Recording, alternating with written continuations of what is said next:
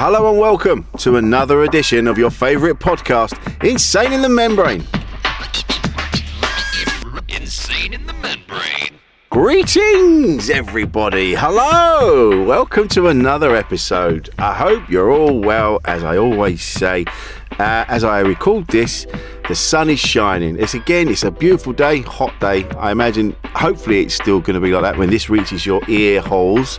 Hope you're well, hope you're good. And yes, but as you well know, before we get stuck into the episode, we have to do the admin. Got to do the admin. And so we're going to do the admin and then we're going to get on with the show. And no disrespect to the admin, we need to do it. I understand, but there we are. It's admin nonetheless, isn't it? But we need to do it because we need you to become a patron for early access to behind-the-scenes video recordings. That's right, we video these now, and if you become a patron, you'll be able to see them. You'll be able to see clips of it.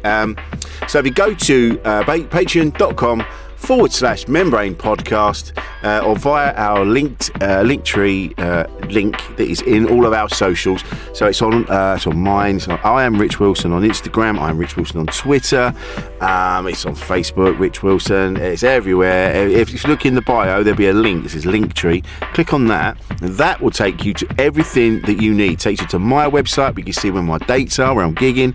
It takes you to our other socials, all the platforms. It takes you to the podcast episodes, and it takes you to our Patreon page, and it takes you to where we get our merch as well. So become a patron. Come on, do it for us. Bung us a couple of quid and help us keep it going. That's all we want you to do. We're not trying to buy speedboats and hot air balloons and rockets to Mars. We're just literally trying to just keep this podcast going. If you could do that for us, that would be fantastic. Thank you so much. And with that in mind, I'd like to say hello to Mags Doodle and Neil Reese, who just joined us. Thanks for that. I don't think Mags was a patron before. I think you've come back. Welcome back. And not because it's just, sometimes I get it as well, patrons. When you join and you're chucking us a couple of quid, we get it. You've got your own things to pay for. And sometimes you have to go away and pay for them. And then you come back if you want to. I get it. I totally get how it works. So thank you. And if that's wrong, Mags, then shoot me in the head. I'm really sorry. But thank you. Welcome back. Thank you for your continued support. Much appreciated. And thanks for all the feedback as well. Thanks for all the messages that we get. There's a couple I need to get back to. I will get back to you. I will get there in the end. I am shit at admin, as you can hear, and so messages, I'll get to him eventually, but I will. But yeah, David Harris, thanks, mate, and he's loving these extras. You see, that's what you get. You get the extras, you get early access to the episodes as well. So become a patron. That's what you want to do. That took longer than it should have done. Fuck's sake. Right, over on Insane in the Membrane this week, I'm talking to Nancy Carter Bradley. Now, I'd never met Nancy before. It was a friend of hers, Siobhan, sent me a message because sadly Nancy has got an inoperable brain tumour and needs working on a petition to get some treatment sorted out, not just for her but for everybody, and she needed some signatures, so we got chatting and we did that, and then I thought, well, do you know what, let's have Nancy on, and it was brilliant, and it's over on Insane in the Membrane right now. So go and have a listen to that and then sign the petition and help people get some much needed cancer treatment. I mean, why are we begging for this? It's insanity. We should just be having it. It's crazy, but there it is. So that's Nancy Carter Bradley, and that's over on Insane in the Membrane right now. So on with the episode. I'm talking this week on Insane in the Membrane with the mighty Mike McClean. Now, you will know Mike McClean. You'll know his face. He was around very much so in the 90s as a TV presenting. He was on MTV. Big Breakfast. He was everywhere. He's even got a book out. It's called Oh, I Remember Him, and that really made me laugh. He's one of the best people I've ever met. He's funny. He's just a brilliant human being. And I meant to get him on ages ago, and I did a gig with him the other day, and I was like, oh, do you know what? I'm getting him on. And I just said, you free tomorrow? And he's like, yeah, I am. Let's have a chat. So we did. And it was brilliant. It was really funny. He's a good lad. So yeah, coming up in a bit is Mike McClean. A podcast from producer Paul.co.uk. Insane in the Membrane. Recording in progress. Great. Fantastic. Thank you. Sorry, man. I was at the gym. So, mate, sorry about that. No, I love the porn star match. I thought it was 7. For some reason, I had it in my head as 7, so I'm so sorry. So Don't you worry, mate. I'm sorry to disturb your gym. No, stupid, mate. Literally, I go in there to do. I had an operation on my knee, so I had to get my muscles on my leg built up, and mate, it was horrible. Came down to operation on a Thursday, and I did a gig on a Saturday. So, Mate. Jerry Kay was laughing his head off when I was hobbling on stage. He was emceeing. I was hobbling on stage. What was up with it? What's up with your knee? Just age or? Mate, football, just cruciate ligament operation. And it's just horrible, mate. It's just absolutely horrible. And then playing in them games, you know, those charity games. Yeah. And then some guy just come in and just literally took my cruciate out. I know people have had that done where it's just gone, just snapped. And it's snapping, mate. It's horrible. Yes. I was working on the Big Breakfast at the time, and I didn't get permission to play in the match, and they went fucking mad. Oh, mate. Yeah, mad. I walked past it the other day. The Big Breakfast house is near where I live. Oh, is it? Oh, Borlox, is it? Yeah. So I was out there. I've walked past it a few times, and it's mad to think that what went on there. Like and that's just what we saw on the telly. I've known a couple of people that work behind the scenes, and you know, yeah. And he said it was nuts. He said it was nuts. He gave me the name Squeaky. Yeah. But he got fired because he's like, because he was called the. Yeah, I heard. Yeah, he got fired for that. Yeah. Well, by the way, we can chop that out. Is that one to cut out? Yeah, oh God, yeah. Do we just bleep? Okay. As much as I love that, and I don't know like that. Oh, mate, there's a load of stories I could tell you. That's the trailer. Yeah. If there's any, you can, because there's not a big introduction. We just do it. We just get on. Yeah, mate, whatever. And if there's any stories that we can have, that'd be great. Oh yeah. I've got them, mate. Do you know what I was doing? Talking about getting older and things happening. I did that thing. I was at a gig last night, and I'm about to bring on the first act. I did the big build up. These are great comics. You're in for a great night. Blah blah blah blah. Fucking the name went, didn't it? The name went. I'd never worked with her before. She's brilliant. Oh, it's horrible. Yeah, and it was Michelle Shaughnessy, and my brain went Sean, and then the other side of my brain went, it's not Sean, and then it just started spinning, and then I just went, just looked at her, and then luckily she took it, and she went, it's Michelle Shaughnessy, and did it, and then came on. You should have just gone to the back and gone, what's your name again? Just like, But it worked, and it was great. And then she went with it. She ripped you for 5 minutes. Ripped me for 5 minutes, absolutely as she should have done. And then got on with it. But it was funny because Tom Deacon was on as well. And Tom was at the back of the room, and he came through, and he's going, "Oh mate," he goes, "that was a lovely section. You bounced along." And then Michelle came out. He goes, "What was brilliant?" He goes, "I could see that you'd forgotten because your eyes weren't all big." And he was going, he's forgotten her name. I hate emceeing. I always just write it down on, like there on your hand. Yeah, man. I hated it. I hate emceeing. Do you really? You know what? I did the hob. I'll tell you when we record. Recording. This is it. Yeah, right. Mate. I had a really bad experience when I was doing a lot of telly. I got asked by my agent. He said, "Look, I want you to go and do these awards in London." It was for the advertising awards. I was like, and the money was ridiculous, right? It was something like 10 grand. Yeah. And you go, I've never earned that in my life. My dad's I went, yeah, and it was on a Thursday night. And I was like, right, okay. So I went and did these awards, and I should have known. He said, they're going to love you. They've been drinking since 3. And the awards weren't 8 till 8, Rich. And I'm like, oh, great. A good night. And I got on, and I died. Like, when you die a death, as a comic, you die a death, right? Yeah. I died a fucking death. Like, literally... Like people were just taking their hats off to me, I'm getting nothing.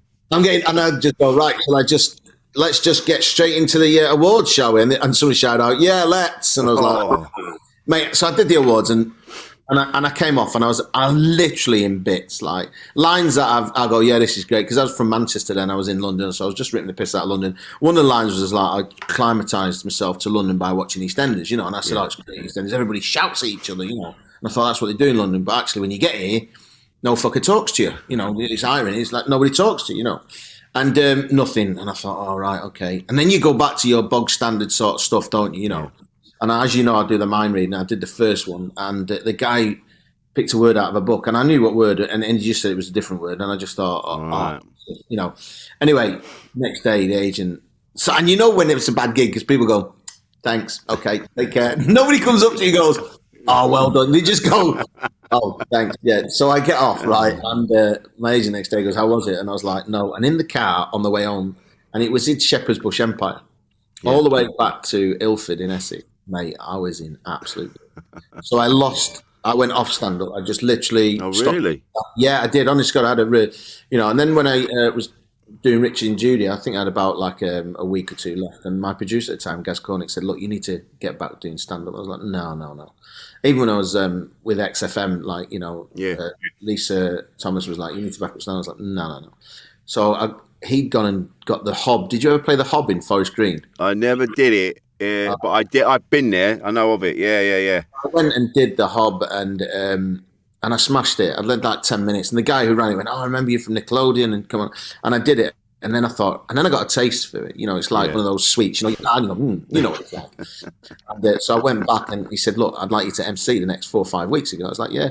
Nicky Flanagan was on, Nini Benjamin was on, John Mann was on, everybody was on. I was like, "Yeah," and I just fell in love. But the art of comparing, I seen you do it the other night when I was working with you the other night, and you are a master at your craft, and there's others in that area, Ryan McDonald and Kevin McCarthy. Yeah. Kevin McCarthy. He's another that, so I did it, and I learned a hell of a lot about MC, I learned that it's difficult, and I learned it's not for me. That's weird, because you do a lot of interaction in your set. Yeah. Do you know? Yeah, it is, and it is, but it's a difficult. People out there who think, oh, and I admire people that can do it. Like I said to you the other night, you had that lovely response with the woman, and I could because I was at the back of the stage and I could hear your brain ticking. Oh yeah. You had this, and now at the back of the stage, I'm going, "Rich, go down this line, go down this line." I could hear you, and I think and that's the beauty of MCing, So I admire people, especially on the circuit MCs. Like the other one who's a great MC is what's his name? Oh, he's bald-headed guy. I'd work with him. Tim Clark. Tim Clark. Yeah. Tim. He's a big Liverpool fan, I should know. Tim's another good MC. Yeah. And I've worked with Tim so many times. He's a top bloke. And then I just got back into love with stand-up, and I just went back and it was interesting because when the telly had dried up and I went and did XFM in Manchester after Jason Manford left, I went and did XFM, and I started doing little bits. Yeah. I even put myself on a stand-up course. Fuck. People were going, "What are you doing here?" I was like, "Well, you know what? I just need." It's like a scuba diving course. Yeah. So sharpen your tools a bit. Yeah, mate. And then you're doing gigs for like 150, 200 quid, and people going, "What are you doing these gigs for?" And I'm like, "Kids to feed." Where's and graces? I've got kids to feed. I think that's it. You forget, because obviously I know you from the TV. So then the first time I met you, and I'm like, "Yeah, you do." You go, "What the fuck are you doing here?" And like you say, you go, "Well, yeah, that was then. Yeah, now that's not happening for a bit. I'm doing this for now, and then who knows what I'll be doing next. But for now, like you say, I've still got bills to pay. I've got kids to feed." Yeah, people forget that. People. I mean, don't get me wrong. I was fortunate, and I'd made a bit of money, and I wasn't stupid. I'd sort of invested in properties and bought a little place in Spain and stuff like that. Nice. And I didn't have a mortgage, which was great. And then and then I got divorced, and that completely killed it. So, but yeah, I was, and I'd paid off my mum and dad's mortgage, which I always wanted to do, so I made sure that they were comfortable. And it was just, it's telly's different now. I was thinking about it yesterday, actually. Telly's completely different now. Yeah. The things that we got away with on the Big Breakfast, you just couldn't,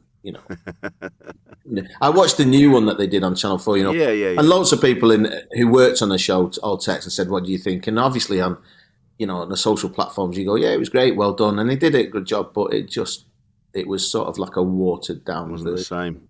No, mate, some of the stuff that we got up to. What was it like being in the middle of it all? Must have been nuts. It was, yeah. I mean, I did it, and then Johnny Vaughan used to go away, Richard Bacon go in the house, and I used to go outside, Yeah. And I was at Nickelodeon then doing a kids channel, and it's quite hard to make that transition from going to kids to adults.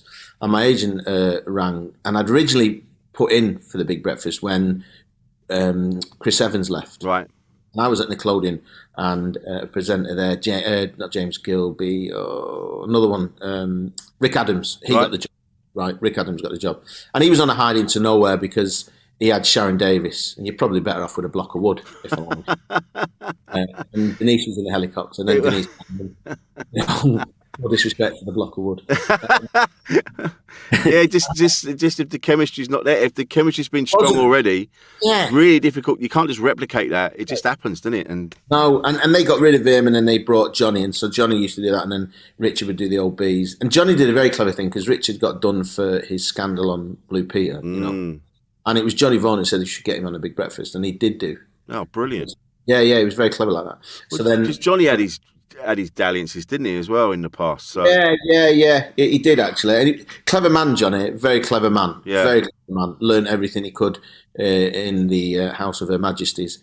And he sort of did. He learned everything. And then Richard went in, and then I got asked to do the outside stuff, and I did it. And then I sort of, you know, and then Paul Tonkinson, who, good lad, great comic. And I feel for Paul because he had Donna Eyre and Amanda Byram and him. And he literally had to roll a dice and get a 6 to speak. It was that bad. Like, yeah, you know. And then the new producers came in, and the show wasn't working. And I was doing the outside broadcast stuff. And then he got fired, unfortunately. And I went in and sort of said, right, okay. And when you get that opportunity, you've got to grab it. Of course you have. Yeah. And that's what I did. I ripped into Donna, ripped into Amanda because you couldn't speak, you know. And you know it's like as a comic, you can go, quiet now, I'm speaking. Can I do that? No. They didn't like it. But then, and then just stayed for 2 years. It was good. It was a good laugh. But it was good, though. I bet you got to... Because that's the thing, because to this day, everyone still talks about Paulie Yates and Michael Hutchins. Yeah. You know, things like that. The Big Breakfast was such a... It was a one-off. Like, it was like Tiz was of its day. Yeah. It's always like every kind of decade, a thing comes along that is just on it. It's indescribable. It's anarchic. It's just everything. Mate, I did that. I was lucky because I was outside, and then I went and interviewed some of the big stars, you know, the Hollywood stars. But I remember going to this housing estate in Southampton, and literally, mate, and Richard never got into the houses, and I always wanted to get into the houses. You know? And I was like, look, I said to the crew and the producer, look, let's get into the houses, get enough cable, let's get into the houses, and let's meet the people in the family, and let's have a look at them. So I'd go into this rough estate, and we always went to really rough estates. Like, you'd get a taxi the night before, and you go, which is the roughest estate around here, mate? And, you know, you'd get this guy going, oh, mate, you don't want to go so-and-so, it's a right crapo. And you go, right, take us there. and then you'd way up the street and go, right, okay. And there'd always be mattresses in the garden, chairs, you know, that kind of estate. And so one morning, I knocked on the door, Mike McClean, Channel 4 Big Breakfast. And she's like, oh, and she's like, you know, oh, and I said, let's in your house, let's in your house. And there's a kid on the potty in the corner having a shit. There's two eating. This woman's got about 4 kids to about 8 different dads, you know what I mean? And he's just eating cornflakes. And it was about health and fitness. And I was like, let's go in your fridge. And she goes, no. And I went, why not? And I opened the fridge, mate. There was just like weed right at the bottom. Then a bag of pills there, another bag of pills there. And it was just shut. And he goes, and then I could hear the producer here going, go to a break. And I'm like, we'll be right back after the... Oh, my God, was that live? Mate, yeah, it was, yeah. Oh, shit. We had another one. We had a producer called Paul, Irish Paul Conley, great producer. And we had Lauren Harris. Remember Lauren Harris, who was the kid? Yeah. He was on Wogan. Yeah. The trans woman. Yeah. Well, she just had the operation into a woman. Yeah. Just, you know. And we're going to this estate, and we're getting people to bring out their valuables, and she'd tell us how much it is, and then we'd offer them money to see if we could buy it. And this woman brought out a Jordanaire vase, and there was only 500 made, and it was for the marriage of Prince Charles and Lady Diana. You know, 500, right? One of them went to the Queen. Wow. 250 went to America, and the other 249 scattered around England, and they were like, you know, a rarity. And this is live, and my producer picked up the Jardiniere, and as he picked it up, the base fell and smashed. Oh my God! It just smashed live on air, right? And I could see, like, the woman was like, and then I could just see Paul. She was just about to start crying, and Paul put his hand over her mouth and just slowly dragged her out of shot. And I said to Lauren Harris, "How much is that worth?" She went, "Not much now." Oh, yeah. Did you have to pay for it? They got the people who they had to track down the people who actually made the original. Yeah, got them to make another base for them. Oh, fuck, and obviously they had quite a lot of money. Yeah, shit. I love that. Yeah. What were you doing? What did you? You must have just been. I was crying. I was literally laughing. Like, it sounds bad, doesn't it? But I was crying my eyes out. Like, literally, you know, and he's like, go to a break, go to a break. We did one day, right, we give away a that 32-inch flat screen TV, and I said to the people, I said, look, keep the box, because the next day we're in some housing estate. I said, keep the box because it'll be funny. So the next day we took the box, and it was giving away pumpkins, like. And we said, look, this is what you can win. And we showed the front of the box. And this guy's like, I'm winning it, I'm winning it, I'm winning it, you know. I mean, at the end, we revealed that we opened it and it was just filled with pumpkins. Like, you know, there was no TV. I said, you've won the box. And inside the box, he goes, yeah, it's pumpkins. Oh, he hit the roof. But he still brought his kids off from his house. And they carried all these, like, 20-odd pumpkins. They still had it. They still had it, yeah. It was long. Yeah. We were in the phone room one day and I was bored. I was in the phone room, I was bored. And I was with a girl, Courtney Vicks. She was like one of the characters on there. Who was it? What was her name? Rachel. Courtney Vicks, she was. She was a character. She used to come in and have Pun of the Week when Johnny did Pun of the Week. Right. And she'd come in and then I was in the phone room and they used to answer the phones. And I was like, oh, I'm bored. So I answered the phone and went, hello, Big Breakfast. He went, yeah. Are you winning? It's £1,000 prize. And I said, what's your name? And he went, so-and-so. And I went, no, I can't hear you. And he's going, Johnny, sounds. I went, no, I can't hear you. I'm still, can you be louder? And he's screaming down the phone. I'm going to have to get somebody else. He's like, no. And I'm like, I can't really hear you. We'll have to get another caller. And, you know, of course, we were laughing in the phone room. You know, we were like, you know, but this person wasn't laughing. Oh, no. They rang like the head office. And I had to literally nearly give away £1,000. Oh, my God. I got hauled into the office and they were like, it was you, wasn't it? I was like, yeah. They were like, you can't, we're going to have to get £1,000 because of your pissing about. It's all right, they can afford it. It was funny at the time. But have you got quite a dark sense of humour then? Yeah, I mean, I've always been like the comedy one, probably the same as you at school. I was always like, you know, I like that. It's funny really because my lads now just go, they come home and they'll say, this teacher said that, what should I say? And I was like, oh, just say this, I'll say that, you know. But I was always the comedy one at school. I wasn't the cleverest, I wasn't the brightest, but I was always like in the middle, you know. Yeah. So I just intelligent in a different way. Yeah. I don't know about you, but I used to look and think, I remember doing my first ever gig with Paul Sinner. Right, yeah. And he went on and he just ripped the place apart. And I thought, oh my God, this is intelligent humour. And I go on about my granddad, I go on about, you know, these little mind reading tricks. And I just thought, oh. Yeah, you know. I feel you. But I actually did all right. I did really well. And that's what I wanted to do when I came back into stand-up. I used to start off with I used to crap magic acts, you know. And I just wanted to go back and Darren Brown was popular at the time. And I never wanted to do magic. And I thought, right, I'm going to jump on that bandwagon. And I've never looked back since because the amount of corporates I've done, because it's different. And then just sticking a bit of stand-up with it, you know, and just have that rapport with the audience, which is what I like. Same as you when you're MCing. It's just, I think it's a nice thing to do that. Yeah. It's lovely. It just makes it a different gig every time, you know, because you're talking to different people all the time. And I love that. But how did you feel when the TV stuff started to sort of like, you were coming away from it? It must have felt, because at one point, it was like, I remember seeing you everywhere. Yeah, on everything. And then after a while, obviously, like most things, it kind of, you know, the industry changes, moves on, producers change, they bring in their favourites or whatever, and you kind of, did you feel sort of like just pushed out, or did you go, oh, I've had a good time, but... You know what? I'll never forget this, right, Rich. I remember driving into Nickelodeon when I was doing the breakfast show, and this driver drove me in, and he said, "Oh, what did you?" I said, "I presented." He goes, "Oh, I was in the business, you know." I was like, "All right." And he said two things which have always stuck with me. He said, "How long have you been down here?" And I said, "Oh, about a year now." He said, "You won't go back to Manchester." I went, "Really?" He went, "Yeah, you won't go back now. You'll be down here." And I was like, "All right." And he says, and then he said, like, I was in Oliver. He was in Oliver, you know. Yeah, right. And he said, and the bus always stops at the station. That you're going to be on a great ride, it will stop. And I was like, yeah, all right, okay. And I was flying with Nickelodeon, and from Nickelodeon Big Breakfast. And I finished the Big Breakfast, and then I went and spent 7 years with Rich and Judy, and I used to do all their outside stuff, and then other little bits and bobs, and it was great. And then suddenly, they finished. They just finished, and they went over to the Watch channel. Yeah. And I'd done 7 years with them, and the big bosses sort of said, "Look, you know, we're going to Watch." And I was like, "Right." And they go, "But we're not taking you with us." Right. Like, right, okay. I was like, "Right, okay." And we'd love you to, but the channel don't want you. Wow. And I was like, yeah, it was just like that. And it was like that, Rich. It was just Yeah. like telling them we would love to take you, but we can't. And it's down the channel. Judy, bless her, she was like, no, we want Mike. And they were just like, no. And they got Rufus Hounding. Right. Do what I was doing, I don't know him, but but I think it lasted about 2 or 3 months. Really? Yeah. And then I got a phone call from the agent saying, would you go back to Manchester? Jason Manford's leaving XFM and they want you to do the breakfast show. And I was like, yeah, do you know what? And I just had my little lad born. I thought, well, I can't be doing with all that screaming at night time and changing nappies.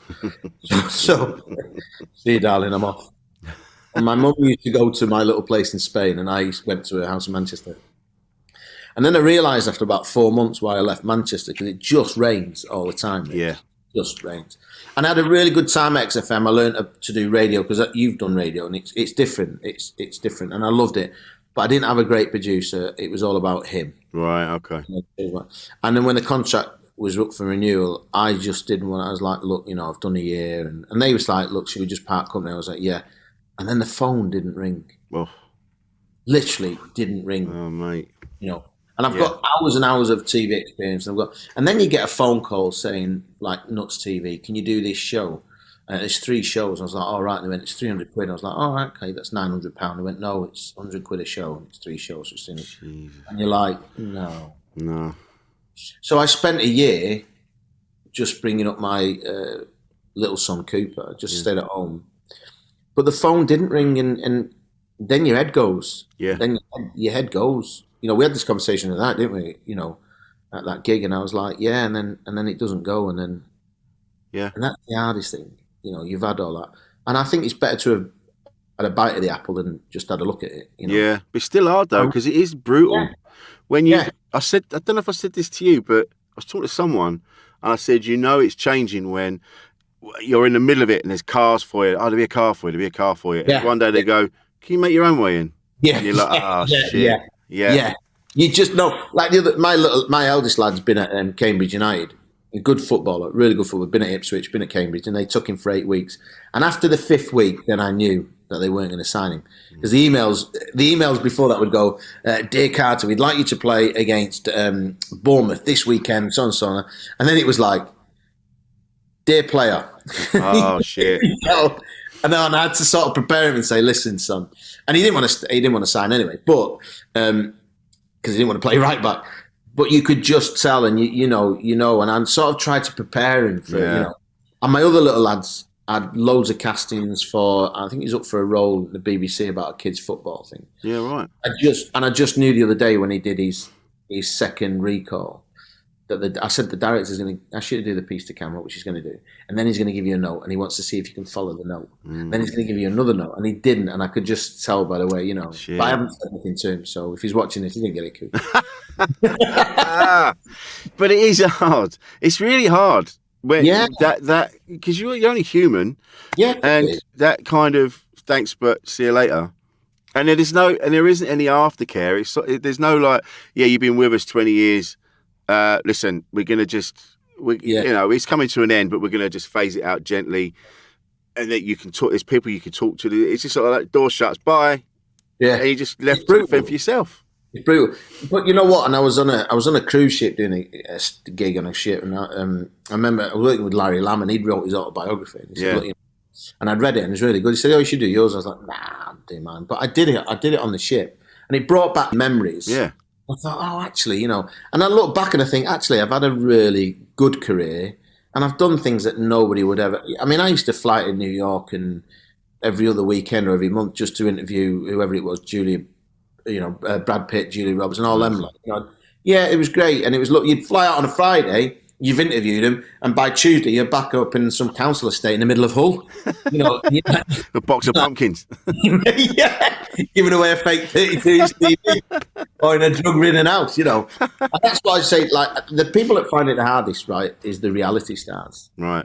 They don't realise, Rich, that, they do this thing and then they're like a slice of, somebody said to me once, you're like a slice of bread, until you get to the end and then when you popped it and then, bop, you're out the toaster you've been eating and that's it, And these people really find it hard. Like, I know a couple of reality stars that really struggle. Really? suddenly the phone didn't ring, and I was like, I had Michael Greco around with his lovely girlfriend Helen over for lunch one day, and we were chatting because he was in EastEnders for years. Yeah.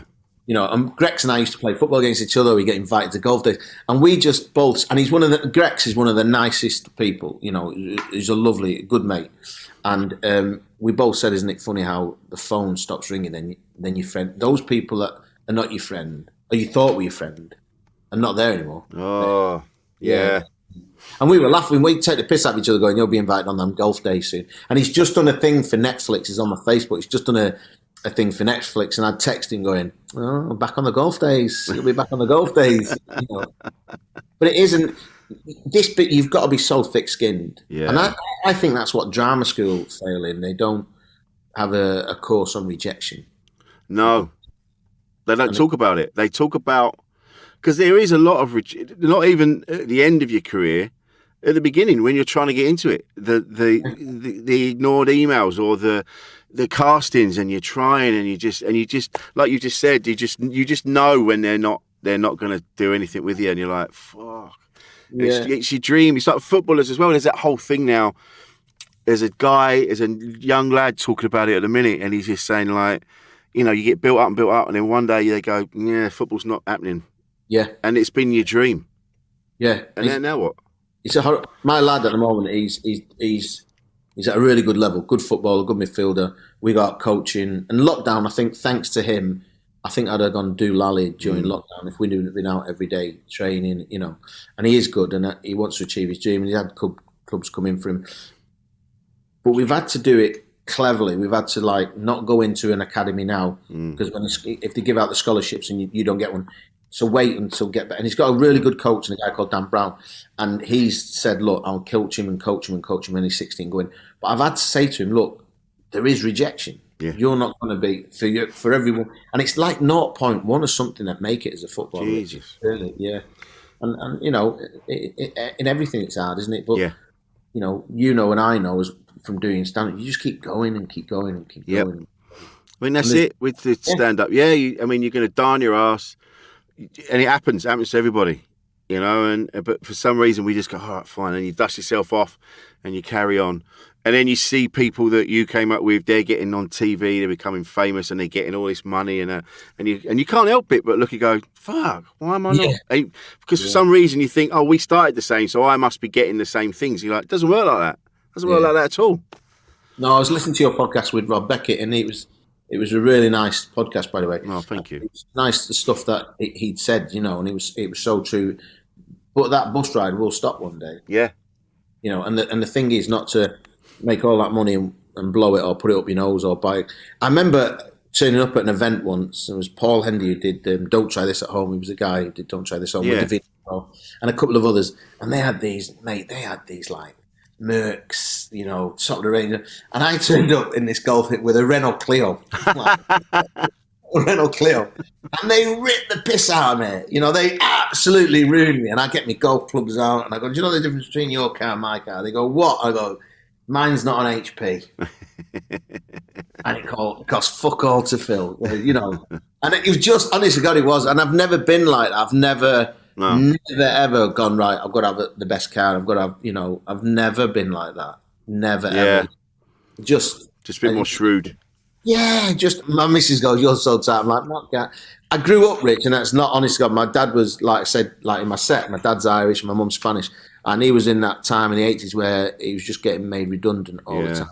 Bless him. And we didn't have a pot to piss in. We didn't have any money, But my mum, I swear to God, my present every year was a season ticket to Man City. And my mum couldn't afford the kit. It was like 20 odd quid, Yeah. Blue shirt. She'd get a badge from the market and she'd sew it around. Mate, she was doing knockoff kits before they even thought about it in China or wherever. My mum was making them in her house in Levenshulme, And I had to draw this tick on my boot. I had like Gola boots and I was trying to get them a tick on them, Right. But yeah, it didn't bother me. It didn't bother me, honestly, God. Well, I always had hand-me-down stuff when I was growing up. I never had it new. I remember getting given a pair of Patrick football boots and a Patrick like Kegel thing, and I thought it was the bollocks. And then my mates would go, they were like, fucking Patrick, who the fucking, what's wrong with you? And then, but you go, no, I loved it. I thought it was great. Yeah. But, Yeah, and that's how it was. And like I said, we lived in Levenshulme, and it was a very, I feel sorry for my mum. She came over from Spain, from La Coruña, beautiful place. These two most amazing beaches. And she ends up in Levenshulme in Manchester. And she's like, what the bloody hell is this bloody place? She must have really loved your dad. Oh, mate, yeah. That passed away a couple of years ago. Head cancer. Ah, sorry, mate. Oh, mate, sorry. And he said that, at the eulogy, I don't want anybody crying. I want you to make them laugh, And he said there'll probably be more people at my eulogy than there will be at one of your gigs. And he wasn't wrong, He wasn't wrong. But it's really hard. Have you ever tried to write a funny eulogy? No.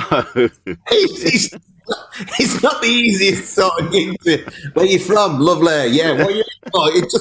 It doesn't work. It's really hard. Especially when you see someone like your dad or your mum and someone that you're gone. You're fucked because they've gone.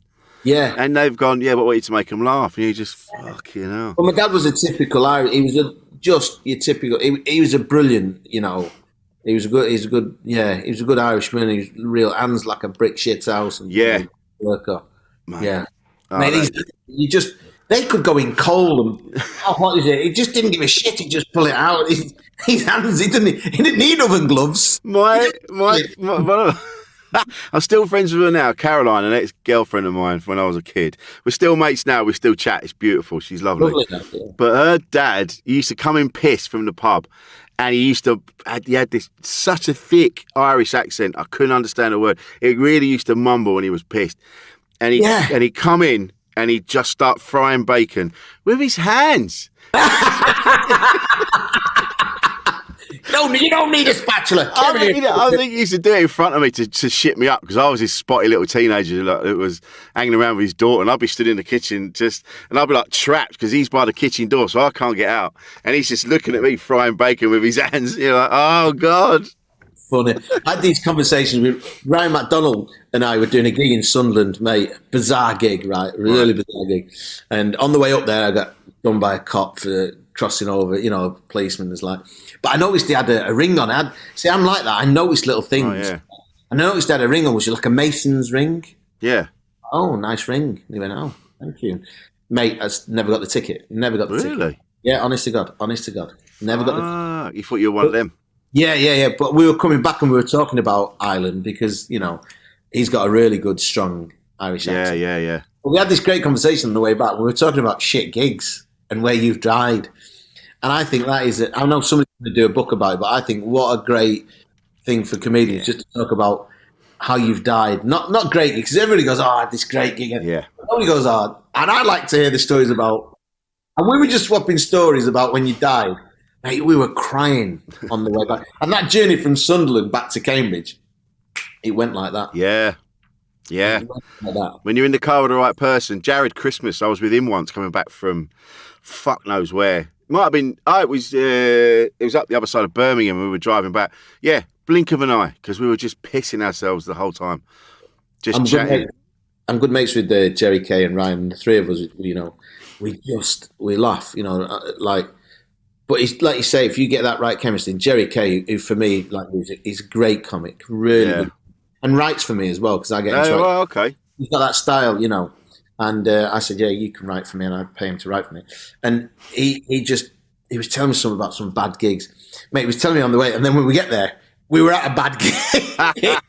At this gig, and it was Ryan emceeing, Jerry opening, and I hate going on after Jerry because Jerry's solid. Yeah. A bit like yourself. There's comics you go, I don't want to go on after him. I just don't want to go on after him. And then he has but we get there and it's in this hall, mate, and there's just like this, there's no mic stand and the microphone's like one of those. Oh, shit, yeah. Oh, mate, it was horrible. And I said to Jerry, this is in our list of shit gigs. There was one with Jerry Kay, we were miles away, and he was going, I think it was me, him and Paul Pirrie. Oh, Paul. And Jerry wanted to stay behind for some reason. I won't say why. And he was, and we were all in his car, and I'm like, mate, absolutely fucking not. I'm not hanging around. We need to go. And he went, oh, yeah, no, just one more. I'm like, mate, if you don't, I'll just steal your car and I'll leave you here. I don't care. It was such a shit gig as well. I was like, oh, just get out of here. That's such a funny story, but I'm not going to tell it on air because... Tell it after. Yeah, we'll do it. It's fucking hilarious. We'll put it out for the Patreons. The subscribers. Yeah. I love Jerry. He's, mate, he's brilliant. We did Hull together. Yeah. Yeah, he's a solid comic. I remember first meeting Jerry and watching him thinking, fucking hell, he's good. Yeah. Like, he's like sharp, he's good, and and then we seemed to work a hell of a lot with each other. Yeah. A lot. And we had this lovely, I said, Jerry, I've got this idea. Tell me if, and I, because when I finish Panto, I have the theatre and I do my own one night, so I go a bit.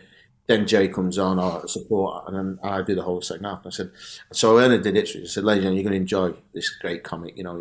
Everybody sees me and him together, think we're twins, and they go, oh, look at you two, they like each other, because we're the same height and everything. We look the same, we've got the same features, but I'm going to tell you now, we're not twins. So ladies and gentlemen, please welcome Jerry Kay. And as he walked on, the place just, woo, and I said to him, like, I knew it'd get a laugh. I just knew it'd get a laugh. And it's weird, really, because he writes for me. But then we used to have writing days where he'd come round, and we wrote this series together. And it's really weird. I don't know if you find it when you're sat with another comic. He'll do something. I go, Jerry, I've got a little. If you say this here or you say that there, you get another laugh there. Yeah. And he goes, oh yeah, and he used it, and it got a laugh. But then when I try to do it for myself, yeah, I don't know about you. I struggle. I'm like, what should I, Yeah. Oh, mate, I do it all the time. My missus is a comic. And the other day we were talking, and she was going, help me write my show. And then she got her book out. And I said, I can't do it like that. I can't sit and do it like that. What I can do is sit and have a drink with you and have a conversation. And out of that, funny stuff will come. And you have an instinct to know if that's a bit or not. You can go, write that down. Yeah.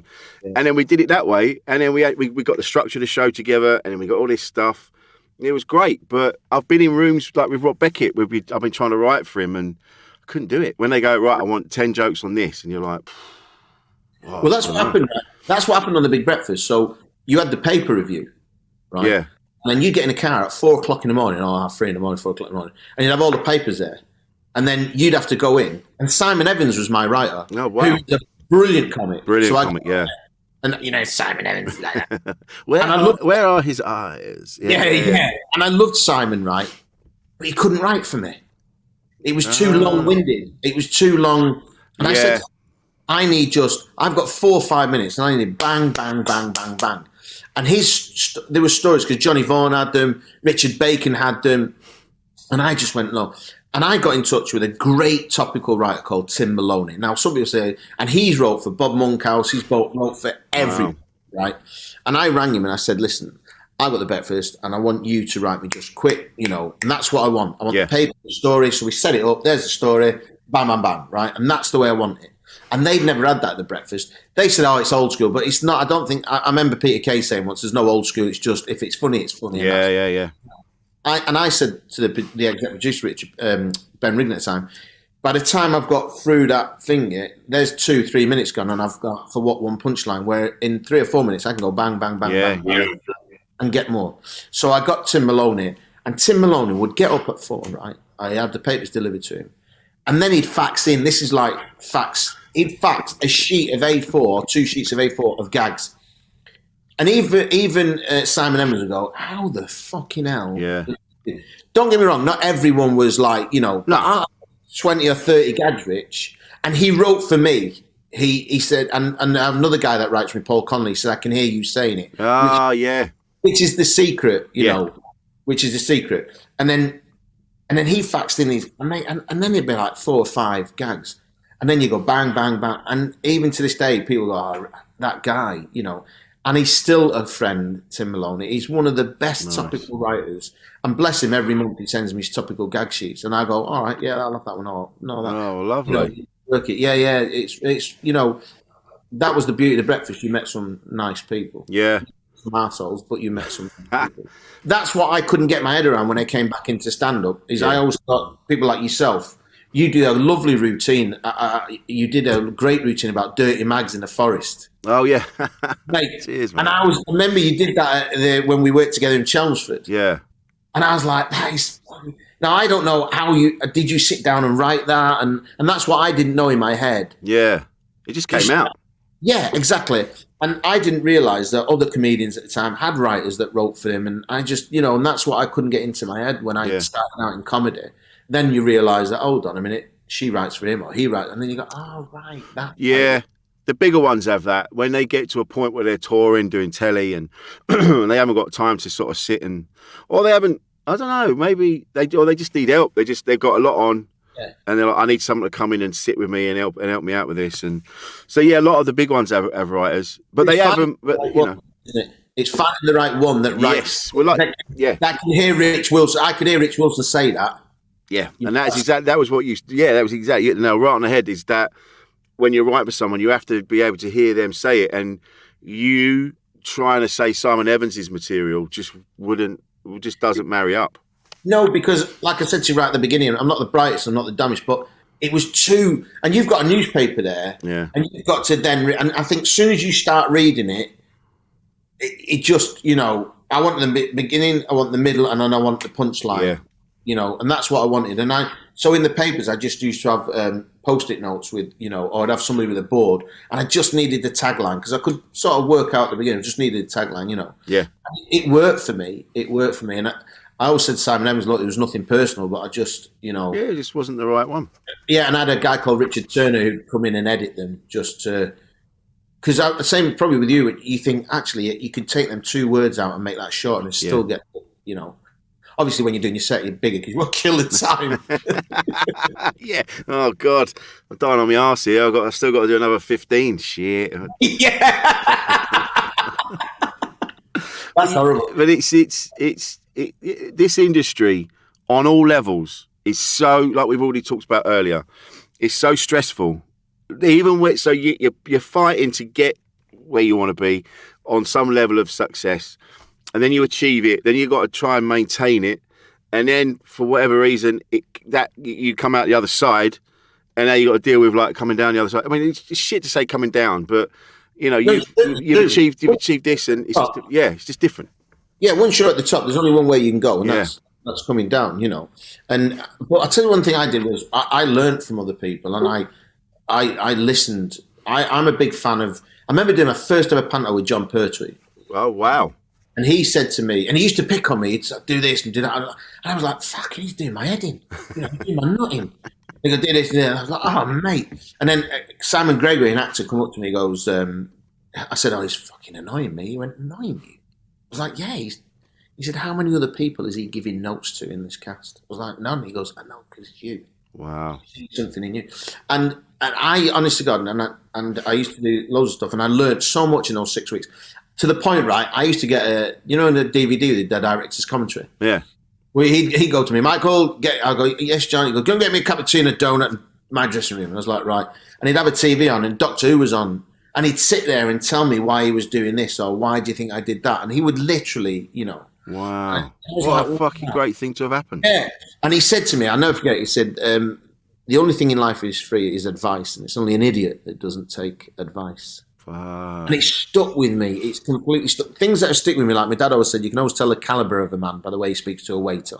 Yes, definitely. And it's so true. And speak to people I'd like to speak to. But John Pertwee said that. And I've always been one, when I first started out in telly, I used to do extra work when I was at drama school. Yeah. I only did 2 years, I got kicked out. I do Coronation Street and Emmerdale and stuff. And I'd hear them say things like, oh, yeah, get your eye line, get that. And I'd go to the camera, mate, what's an eye line?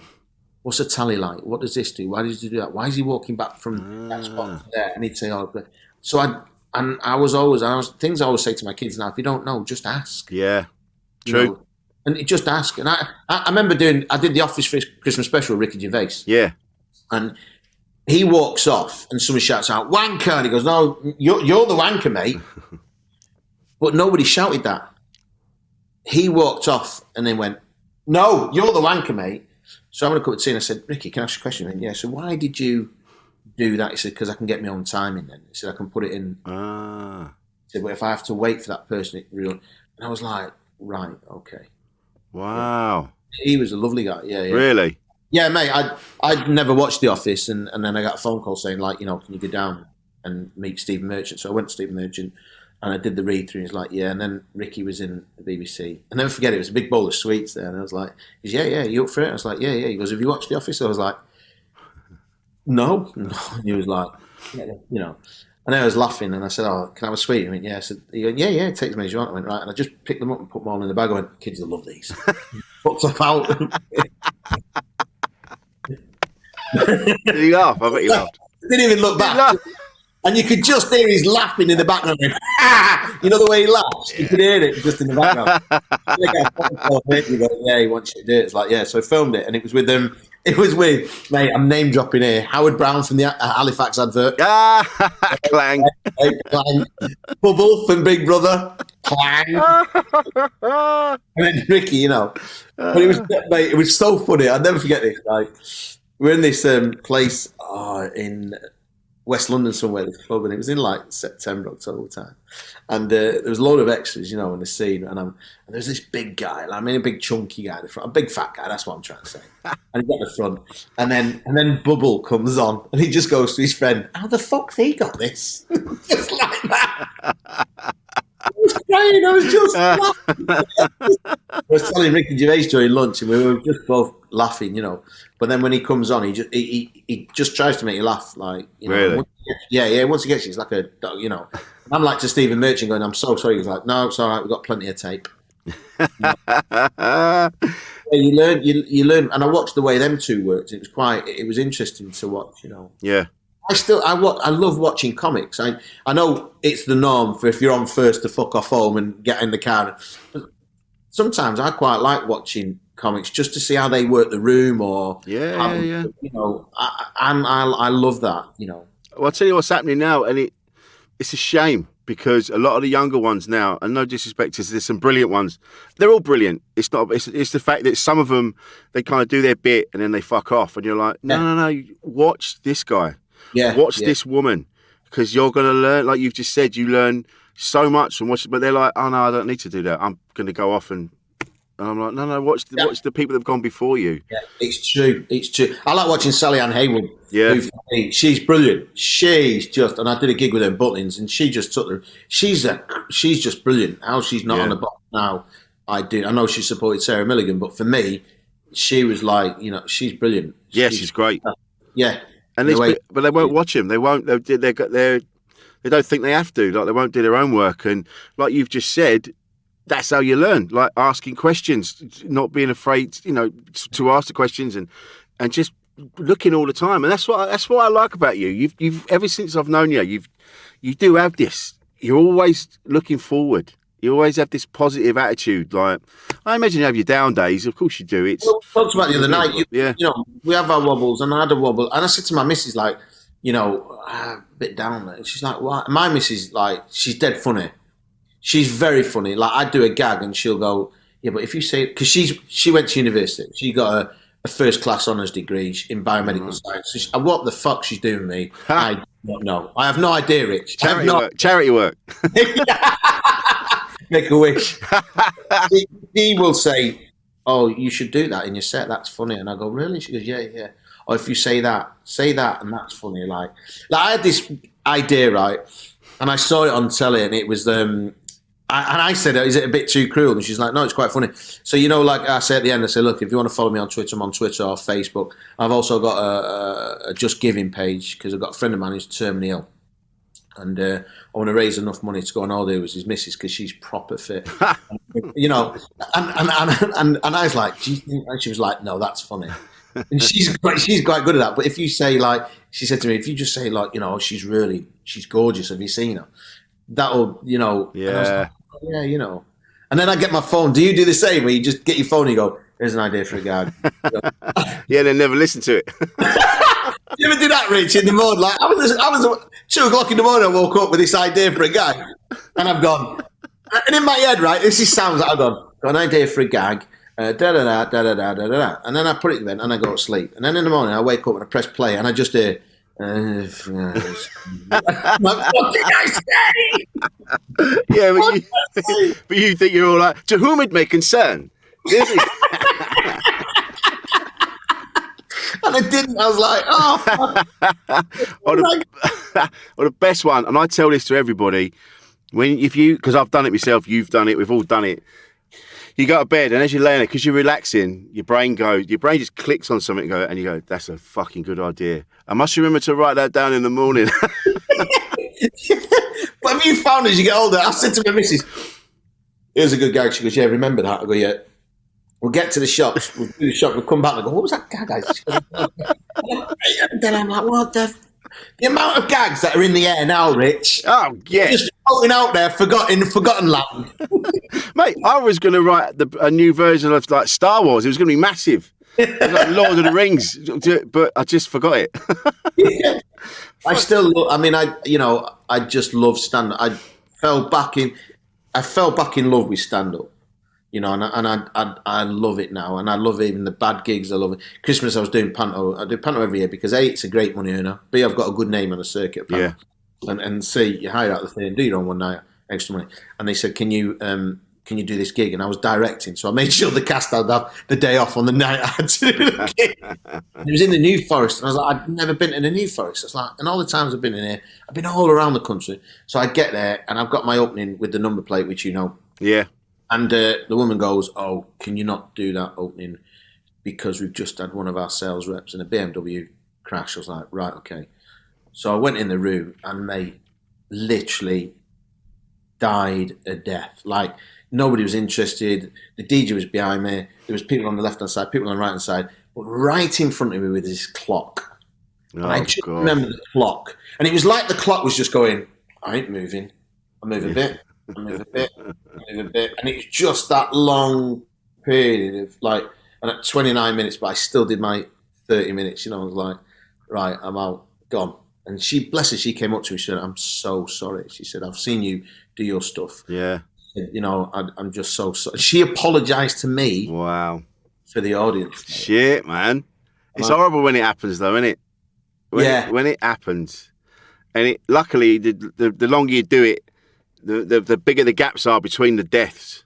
Yeah. But when it comes and it's horrible. You're just out. You've jumped off the cliff. You're dangling in midair. Your legs going like Wile E. Coyote, and then you go, "Oh, I'll just give them this banger. This will bring me back." And you just plummet. Yeah, like somebody's let go of you and gone, "Fuck off." Go, I was in Dubai. I like funny stories. I was in Dubai with Phil Walker. Yeah. And the woman out there kept going on about, "Oh, I've got TV royalty. And I was like, okay. So we did a gig in Dubai. Mate, this was the funniest thing. So we get to Dubai and she goes, yeah, I've written for so-and-so. I was like, oh, she must be fucking good then if she's, She goes on and does, as an MC, does nearly 20 minutes. Shit. And then she wants you to go on and do 45. And at the end of your 45, she goes on and does 15. And that's the first half. And you're like, and then I went to Dubai. I'd never been to Dubai. And my missus like, I'm going to take you there for your birthday because you've never been there. And I was like, brilliant, And then a week later, the phone goes, going, can you go to Dubai and do these gigs? I was like, yeah. Yeah. So my missus paid up. Rich Wilson, I swear, as long as I've got all in my backside, I get to Dubai, it's pissing down with rain. What? Rained, mate, it rained. I bought a 250 milliliter bottle of Ombi Solaire.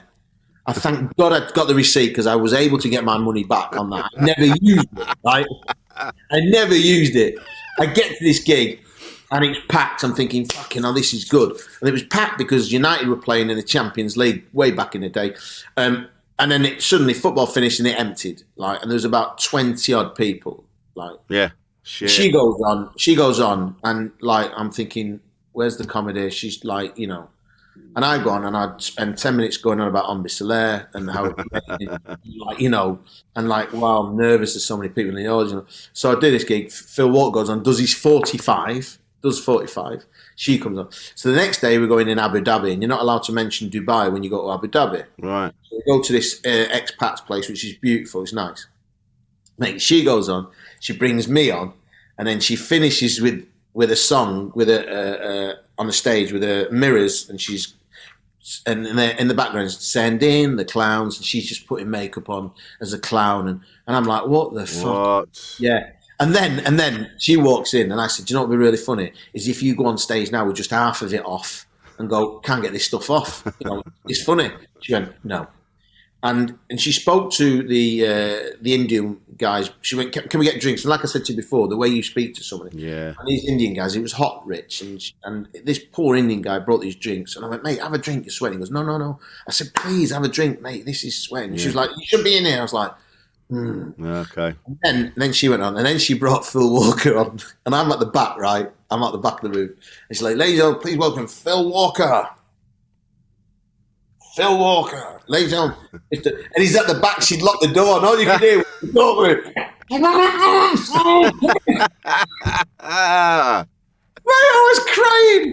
was crying. And Phil's like, "Let me in," banging on the door. Couldn't stop. See, I love like that. I love shit like that. It's how it should be, man. It should be fun.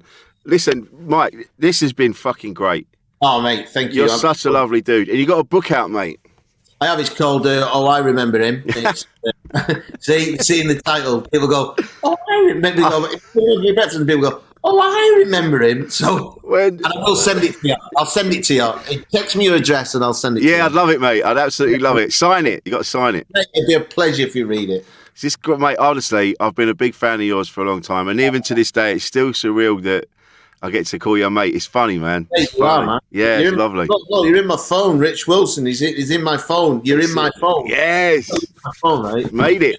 Listen, you are. You know I'm a big fan of yours. I love you to bits. Even when you put a picture of a cock in my gag book, and you put it back. I left it somewhere, and you drew a cock in it. Is that it? Yeah, do you remember that? I left it somewhere, and you rang me and said, "I've got your book of gags," and I was like, "Yeah." And I opened it up, and it's like just a picture of a cock in it, and then you actually went, "I had to do that," and I was like, "Cheers." And then I knew, I'm like, "Yeah, I love this guy."